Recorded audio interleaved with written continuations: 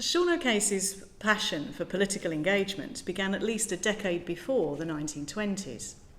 He was inspired by Jim Larkin's union activism and joined Larkin's Irish Transport and General Workers Union in 1909, also writing for Larkin's Irish Worker. O'Casey's experience of working class life is also well documented. Though he came from what might be considered a lower middle class family, after the death of his father when O'Casey was 14 years old, the family struggled financially, and O'Casey worked for many years on the railways and as a labourer, still working full-time even in 1924, when his play Juno and the Peacock was running successfully at the Abbey Theatre. O'Casey joined the Gaelic League and was teaching himself Irish as a means of connecting more directly with an independent national Irish heritage. At the time of the Dublin strike and lockout in 1913, O'Casey was already the union's secretary to the Women and Children's Relief Fund Committee, which helped to support women and children and families left struggling and starving during the lockout. In these early days, O'Casey also worked to reorganise the Irish Citizens' Army too, helping to write their constitution and be part of the design of the flag of the Plough and the Stars. Though O'Casey swiftly fell out with the ICA and resisted any alignment with other political groups for the rest of his life, he maintained a virulent opposition to the capitalist exploitation of working people above all else, and what has been described as a class-based ideology sustained his political outlook throughout the rest of his life. It's not surprising, then, that O'Casey's real-life understanding and insight into the experience of the working class and his particular awareness of the strain upon women and children caught up in conflict also went on to become the dominant theme in his creative life too.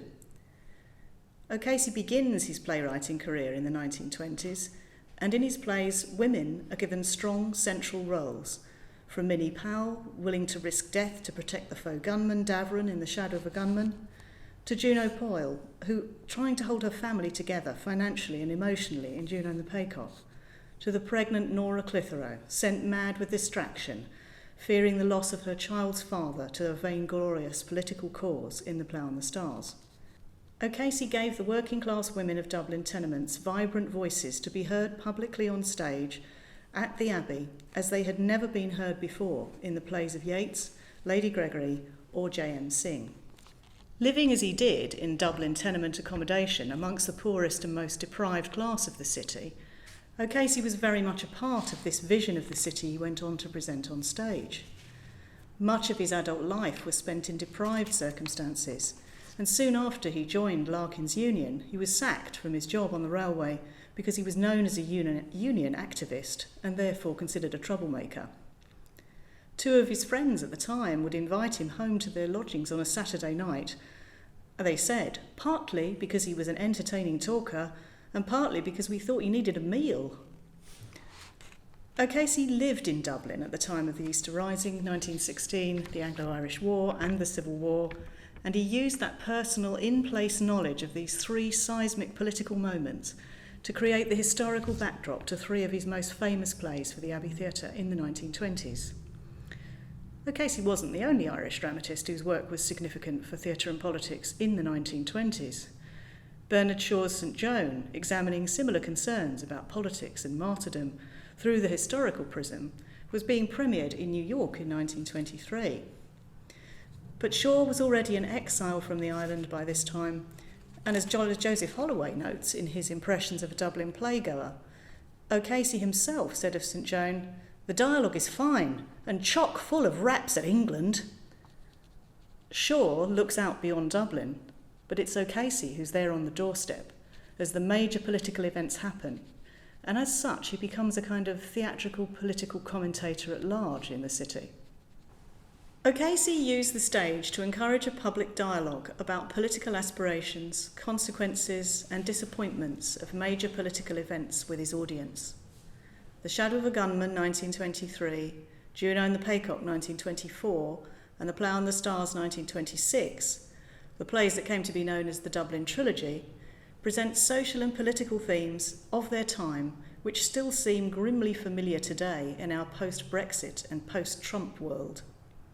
The plays show a genuine desire for equality to be achieved through political change, alongside the representation of danger and the egotistical attraction of fame and power through political control, a desire to be associated with power by proxy when you yourself have little agency, the presentation of supporters gathered to a political cause when influenced by powerful rhetoric, as well as the destruction of families, personal relationships and communities when national politics connects with the personal. All these themes are disturbingly familiar now. The Shadow of a Gunman was O'Casey's first successful submission to the Abbey Theatre after 3 previously failed attempts to get his work staged there. The play takes as its backdrop the recent War of Independence and has much in common with O'Casey's own experience of living as a lodger with Michael O'Malley, a colleague of his from the ICA, with whom he shared a tenement room at 35 Mountjoy Square for a few weeks. O'Malley was a Catholic and O'Casey was a Protestant, but as he lodged with O'Malley and they both spoke Irish, O'Malley believed that their neighbours in the tenement regarded O'Casey as a gunman on the run, which was O'Casey's original title for The Shadow of a Gunman. The reality of working-class tenement life is carefully depicted in this play.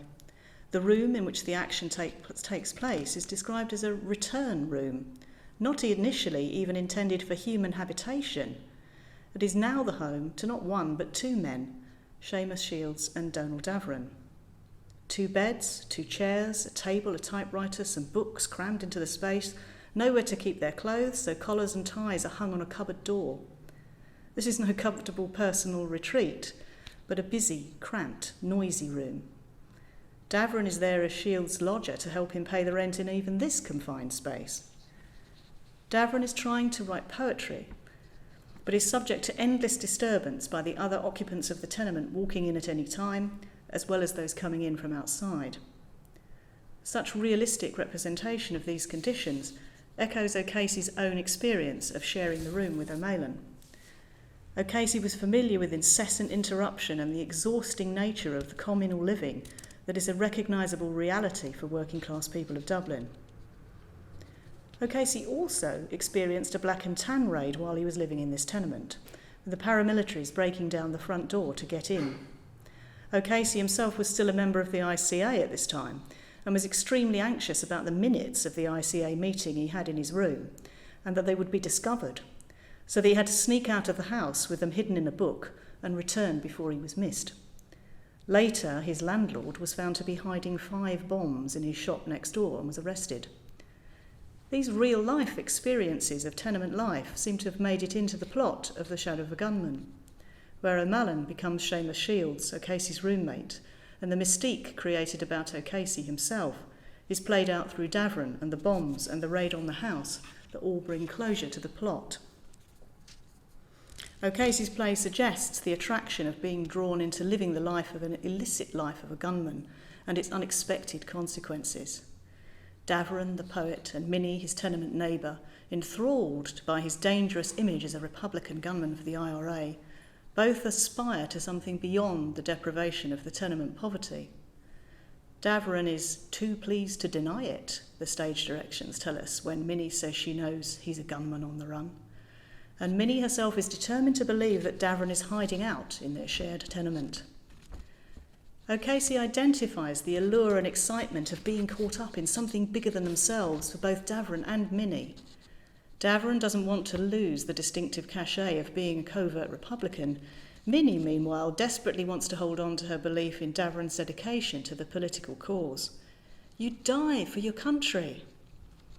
Minnie is attracted by the excitement of the poetic world of representation of heroism and defiance, telling Davron that she wishes she could write a poem, a lovely poem on Ireland and the men of '98, harking back to the United Irishmen of 1798. When Davron replies that he's had enough of such poems, Minnie chides him with a direct reference to what she sees as the only political alternative to writing about political passion, taking direct action instead. Oh, there's a thing for a Republican to say, but I know what you mean. It's time to give up the writing and take up the gun.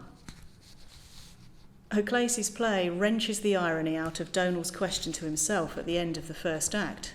And what danger can there be in being the shadow of a gunman? and shows exactly what the consequences are when the false attraction of the mystique of the gunman is adopted.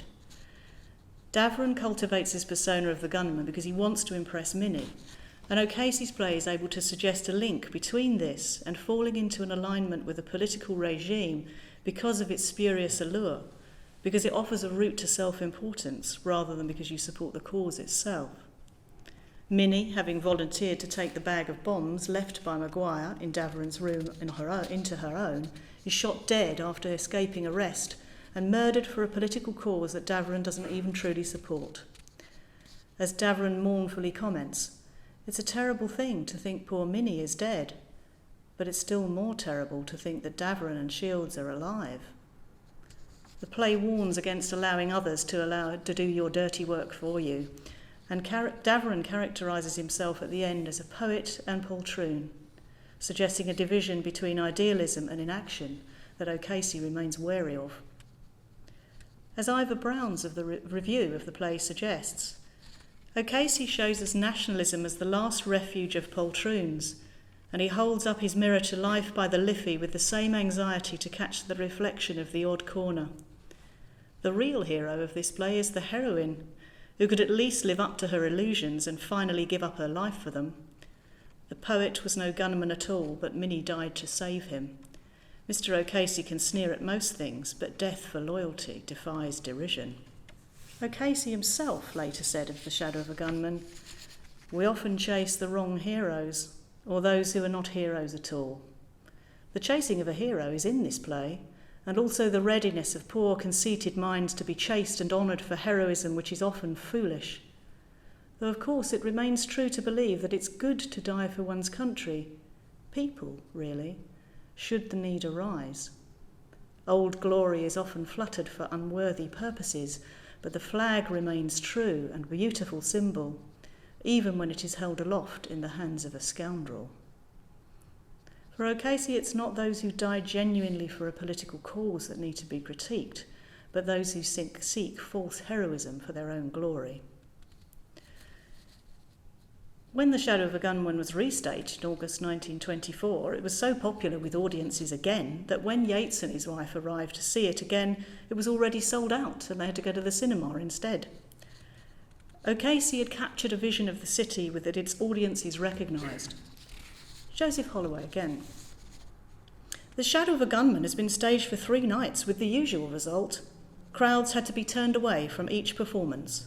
This and his other play, Juno and the Peacock, have a wonderful drawing power. The same people want to see them over and over again.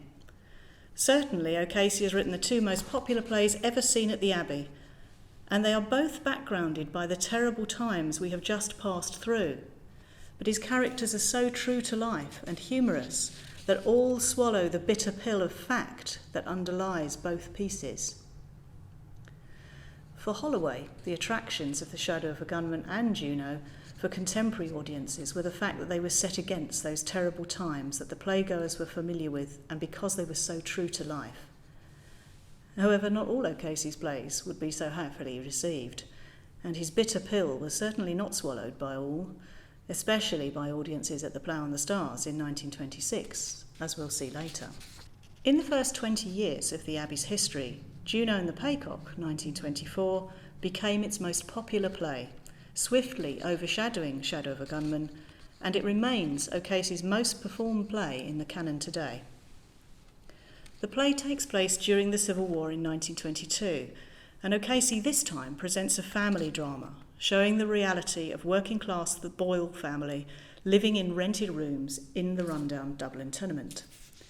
While Jack Boyle blusters and makes excuses not to work, drinks with his butty Joxer, Juno goes to work to keep the incipient conditions of abject poverty and deprivation at bay. Mary, their daughter, has aspirations for a better life, reads literature and attends political meetings of the Labour movement. Johnny, her brother, is a victim of both recent civil conflicts, shot in the hip during the Easter Rising and lost an arm fighting in the battle for O'Connell Street. His haunted characterisation also suggests that he suffers from what we would now recognise as PTSD. He stays in his room, comforted only by the votive light under the statue of the Virgin Mary. The tenement setting is established in the stage directions, and the play indicates its commentary on current political events from its opening line. Mary is reading a newspaper report about the discovery of a dead body on the street of a Dublin suburb. On a little by-road, out beyond Finglas, he was found. Opening the play with this resonant and contemporary account of a dead man, typical of a sectarian execution, creates an immediate realistic moment of pitiful engagement for the audience. An abandoned body of a man on an insignificant road, a byway at that, evokes the sense of loss, waste, and pathos. The specific details of his injuries are not shirked. Mary reads the description of them. 7 wounds he had, one entering the neck with an exit wound beneath the left shoulder blade, another in the left breast penetrating the heart, and realities that Johnny can't stand to listen to any further and turns away from these tales of butchering, he says, and goes into the other room. Juno reveals that the murdered man is Robbie Tancred, the son of one of the other residents of the tenement, but dismisses any feelings of sympathy for him on the grounds that he was a diehard. The sense that the reality of war cannot be evaded in the midst of this working-class family sets the tone for the rest of the play. Such a killing was also an event O'Casey had experienced firsthand.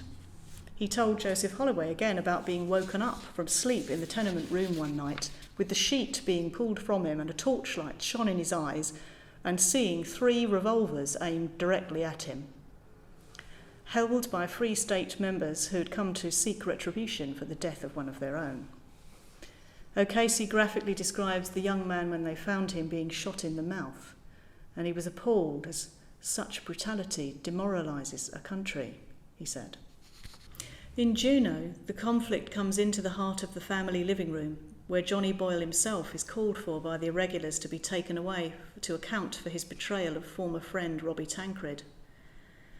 The impact of politics on the family is starkly represented through the intrusion of the funeral procession for Robbie, which comes into the very room where the Boyle family are holding a small party to celebrate Mary's engagement. As Jack Boyle is about to start playing some music, the sounds of Mrs. Tancred and her funeral party come down the central shared stairs, and Juno invites her into their room. As Mrs. Tancred talks about her dead son, O'Casey's play takes the audience with her to experience the circumstances of his death and the consequences of the loss of an only son to a widow. Mrs. Tancred says, "Me home is gone now. He was me only child. And to think that he was lying for a whole night stretched out on the side of a country lane, with his head, his darling head that I often kissed and fondled, half hidden in the water of a running brook.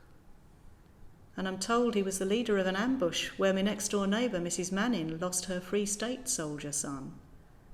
And now here's the 2 of us old women, standing one on each side of the scales of sorrow, balanced with the bodies of our 2 dead, darling sons."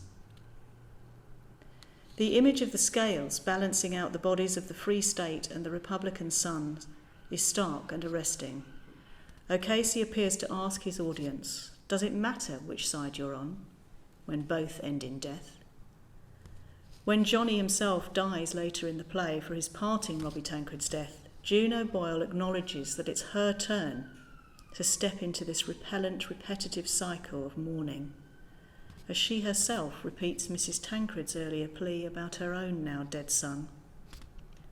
"Sacred Heart of Jesus, take away our hearts of stone and give us hearts of flesh. Take away this murdering hate and give us thine own eternal love." That this play was recognised by its audience as a resonant account of their experience of the Civil War is clear from the reaction of the first night audience at the Abbey, who applauded the cast for so long and gave so many curtain calls to the actors that in the end the stage curtain was just left up and the actors continued to bow at the stage because the stagehands were so exhausted, raising and lowering the curtain for every round of applause. It's this play that run O'Casey plaudits outside Dublin too, since it was Juno that won the Hawthornden Prize in London for the best work of imaginative literature in prose or verse published in the last year, during 1925. But O'Casey had not yet finished reconsidering the consequences of recent 1920 history on the Dublin stage. In his next play, The Plough and the Stars, 1926, O'Casey's exploration of political activism and personal responsibility extended by linking female trauma to the military. Looking back to a decade earlier and the events of the Easter Rising, this play uses satire to critique the attractions of the military and the disturbing power of political rhetoric. Perhaps mindful of the problem Yeats had remained anxious about in his own play Kathleen Houlihan, did that play of mine send out certain men the English shot? Or even preempting Paul Muldoon's similar poetic query, if Yeats had saved his pencil lead, would certain men have stayed in bed? O'Casey's play self-consciously critiques the potential attractions of the ICA, especially through the use of the uniform. Nora and Jack Clitheroe are newlyweds in living rooms in a Dublin tenement, and as the play opens, Fluther, another tenement resident, is fitting a lock to the door of their rooms. Nora wants to create a private space for herself and her new husband Jack, and we can see why. Mrs. Grogan comes in with a parcel for Nora, which, as Nora isn't in, Mrs. Grogan herself opens, taking out the hat meant for Nora and trying it on herself. The busy throng of the tenement is always clear in O'Casey's plays. There's no solitude. All is community and company. Standing aside from the crowd or acting against the feelings of others, it's all the more difficult in this environment. Nora aspires to something different. She's desperate to leave the tenement. Mrs. Grogan gives the audience Nora's view that tenements are vaults that are hiding the dead instead of homes that are sheltering the living. Nora's Uncle Peter is using the Clitheroe tenement rooms to get ready to go out on the torchlight procession of the ICA. Mrs. Grogan comments on Peter's frilled dress shirt to be worn for the event, suggesting it looks like a woman's petticoat and a Lord Mayor's nightdress. She also draws attention to the feminine aspects of his ornate sword, all gold lace and fine figures on it, and notes it doesn't even fit Peter's height. Sure, it's twice too big for him. Peter appears in the full uniform before going to the procession, and the stage directions give the sense of pomposity, but also the attraction and grandeur and sense of importance that such a uniform would convey to an older man living in poverty in a tenement with little else externally to give him a sense of pride or importance. Peter is described as in the full dress of the foresters, green coat, gold braided, white breeches, top boots, frilled shirt. He carries a slouch hat with a white ostrich plume and a sword in his hand. This absurd image of the full uniform is mercilessly mocked by Mrs. Grogan later in the play. The foresters is a gorgeous dress. I don't think I've seen nicer, mind you, in a pantomime. The loveliest part of the dress, I think, is the ostrich plume.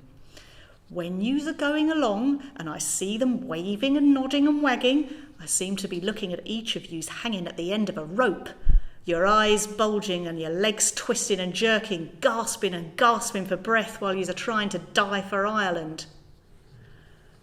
Far from being a spectacle to admire, the sight of the uniforms signal only the spectacle of the ridiculous. Jack Clitheroe, too, is keen to wear his own uniform of the ICA. When he discovers that Nora has burnt the letter delivered to tell him of his promotion to the rank of commandant so that he won't attend any ICA meetings, he goes immediately to the chest of drawers in their room and pulls out his Sam Brown belt of the unit, which he's clearly been saving to wear, and puts this on, adding his revolver and his uniform hat. The resonance of Nora pleading with him not to go but to stay and home and ignore the call of the military underlies the sense of importance she can see that ICA membership and its uniform gives to Jack in the same way the Foresters has for Uncle Peter. As Nora tells Jack, your vanity will be the ruin of you and me yet. That's what's moving you. Because they've made an officer of you, you'll make a glorious cause of what you're doing. This calls to mind Andromache's similar admonition to her husband Hector as he's about to go and fight in the Trojan War in the Iliad. "Husband, this courage of yours dooms you. You show not pity for your little son or your wretched wife, whom you'll soon make a widow." This sense of women being caused suffering because they're at the mercy of male vanity is a resonant theme of the play and is returned to later.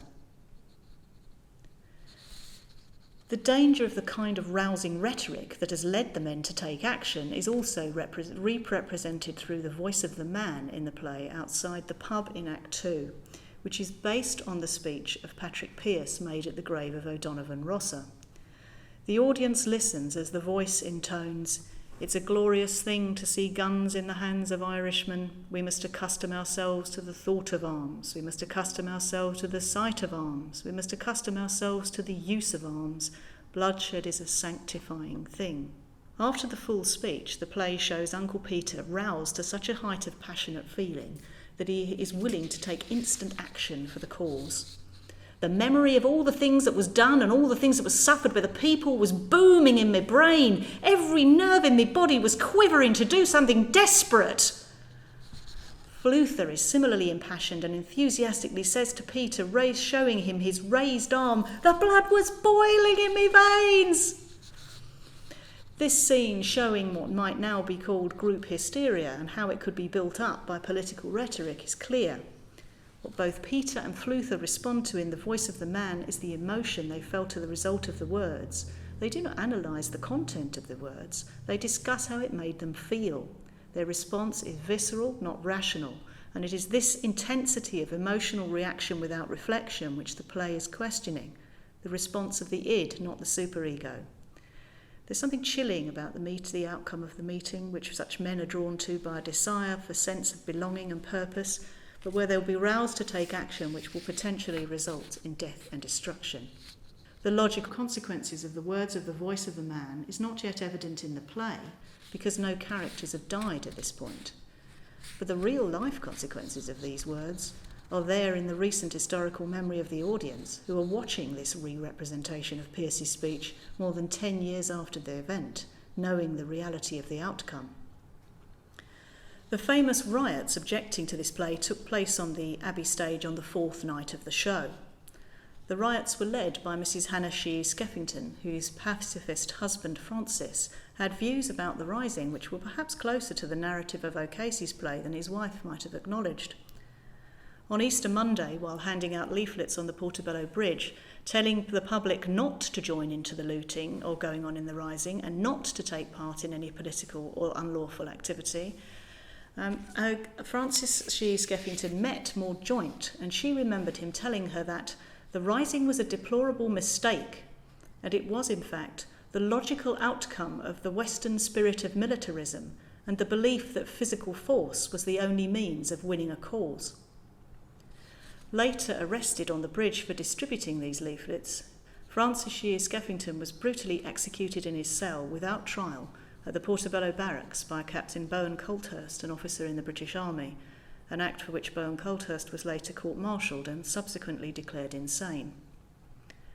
Although Francis Shee Skeffington was not fighting on either side in the Rising, it's easy to see how his wife would have felt shocked at the representation of the events of that weekend as anything other than heroic.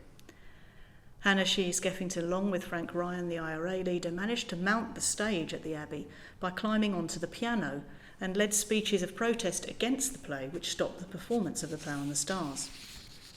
Gradually, violence erupted, resulting in a full-scale fight on the Abbey stage between the actors and the protesters.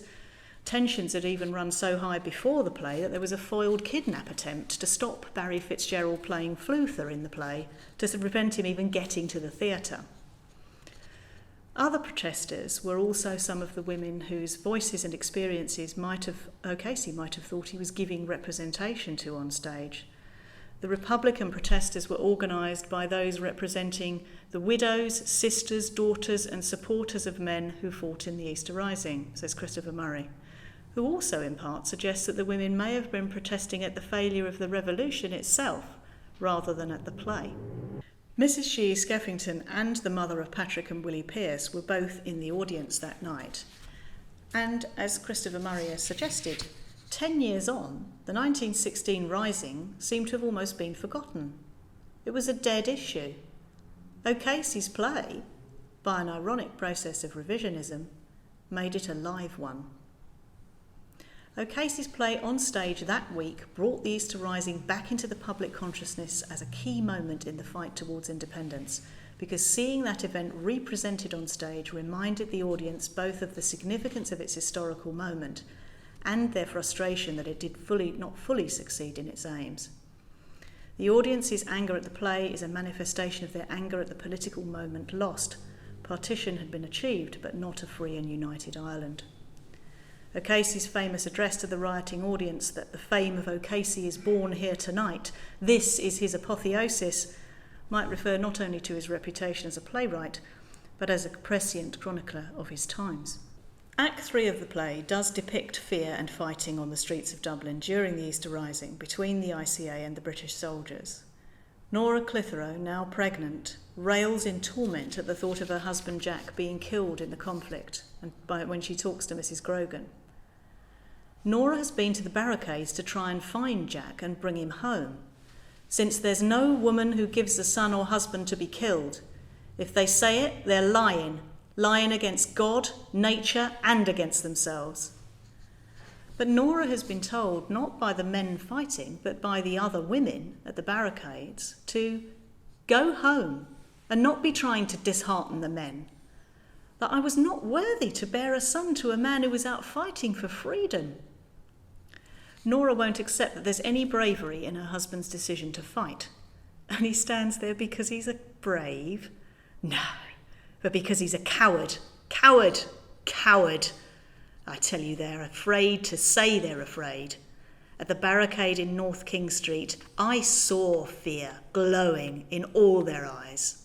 This representation of the men and women of Easter week, as Mrs. Shee Skeffington referred to them, as fearful and misled, is very far from the heroes of the conflict that widows like Mrs. Shee Skeffington wanted to remember. But the play does not deny their bravery or courage, though it does raise questions about the sense of fear and disquiet and the reservations participants may have experienced once they were actually fighting on the streets of Dublin. For example, when Jack returns to the tenement with the dying Captain Lennon, Nora is ecstatic because she believes he's returned home to her and will now stay with her. But the pull of community is so established in the tenements that it will not be denied. Loyal to each other, even until death, is a marker of the soldiers' feelings to one another. Even though Jack says to Nora, "I wish to God I'd never left you." When Nora begs him to stay, Jack replies, "Do you want me to be untrue to my comrades?" Nora's reply, "No, I want you to be true to me," is simply disregarded. Instead, Jack is appalled at her account of visiting the barricades, as the stage directions state, in fear her action would give him future shame. Rather than comforting her, Jack rebounds on her instead with, "What possessed you to make a show of yourself like that?" Eventually, roughly, removing her arms from round him and pushing his pregnant wife away from him. The level of intensity of this gesture in the scene can be portrayed in several different ways and has been presented as Nora visibly pregnant and thrown to the ground by the sheer force of her husband's desire to detach himself from her rejection of the military narrative. Mrs. Shee Skeffington wrote to the Irish Independent in the days after the riot against the play to note that the purpose of the protest at the theatre was to protest against the outrage of a drama staged in a supposedly national theatre, which held up to derision and obloquy the men and women of Easter week. O'Casey replied into the same paper a couple of days later to detail the specifics of the objections he had heard from the protesters he spoke to afterwards. 1. That the men of the ICA would not visit a pub. 2. That the tricolour would never be unfurled in a pub. 3. That they objected to the viewpoint of Nora Clitheroe, since it did not represent the feeling of Ireland's womanhood. And 4. That they were against the representation of fear in the eyes of fighters. O'Casey defended his representation of Nora to Mrs. Shee Skeffington in his reply to her letter in the Irish Independent by explaining, "Nora voices not only the feeling of Ireland's womanhood, but the women of the human race. The safety of her brood is the true mark of every woman. A mother does not like her son to be killed. She doesn't even like him to get married. O'Casey also voiced his defence of the portrayal of fear in the eyes of the men. If they knew no fear, then the fight of Easter week was an easy thing, and those who participated deserved to be forgotten in a day rather than to be remembered forever. It is this very emotional realism that many of the critics of the play admired.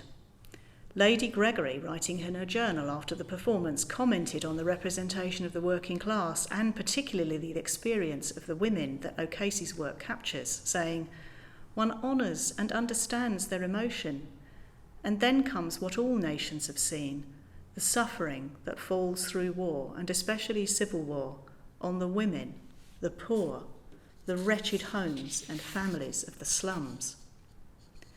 St John Irving, writing in the British newspaper The Observer, later described O'Casey as a sentimental Hogarth who shows his audience immense pity and love which he feels for the people in the tenements. They are offered to us without any middle-class palliation or contempt. There they are, as they are, and for what they are. Creatures full of vanity and windy emotions, and with it all, pitiable. O'Casey might have taken issue with the slight tone of condescension from St John Irving here, but his focus on the female experience that Lady Gregory's notes and his understanding of those living in the tenements resonates throughout his work. Finally, in the 1920s, the working class of Dublin also had their voices heard in a very different international context in O'Casey's play, The Silver Tassie.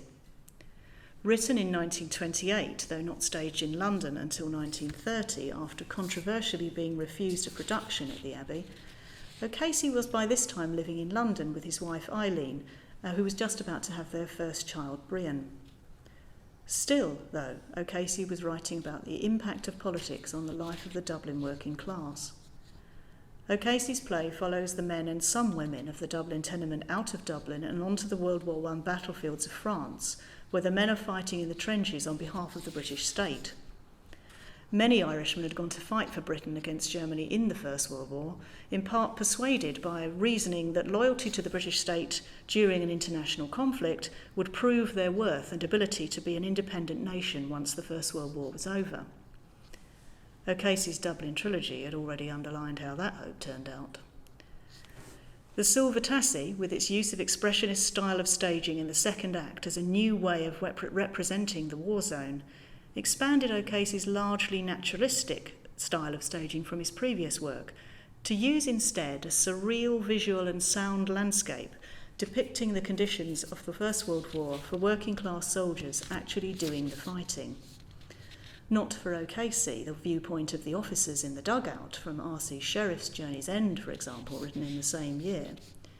Instead, O'Casey's setting is a bombed-out church, a howitzer gun set to centre stage, which is at one point worshipped and prayed to by the soldiers. The dialogue is often verse chanting set to discordant and choral music. In such ways, the play exemplified the distorted horrors of World War I and the bemused perspective of the working class soldiers caught up in a foreign conflict beyond all understanding is stark and disturbing. A precursor in many ways to Joan Littlewood's much later 1963 play, Oh, What a Lovely War, O'Casey's play gives voice to those whose story had not yet been told, the working men of Dublin who had been sent out to do the fighting for those more comfortable elsewhere. This exchange between some three soldiers, for example. The whistling wind and falling, drenching rain. The goddamn rain and blasted whistling wind. And the shirkers, safe at home, coiled up at ease. Shells for us, and pianos for them. Fur coats for them, and winding sheets for us. Even in his representation of an international conflict, O'Casey has not forgotten the different class experiences of those sent out to fight. O'Casey's plays of the 1920s capture the attraction of political rhetoric, the deprivation of environment and circumstance, and the urban reality that was Dublin in the 1920s, in a way no other playwright had ever done. O'Casey remains preeminent among dramatists for his ability to reimagine those moments of lived experience in a way which invites reflection and reconsideration of that decade in Ireland's political history, which so defined both its contemporary national identity and its future.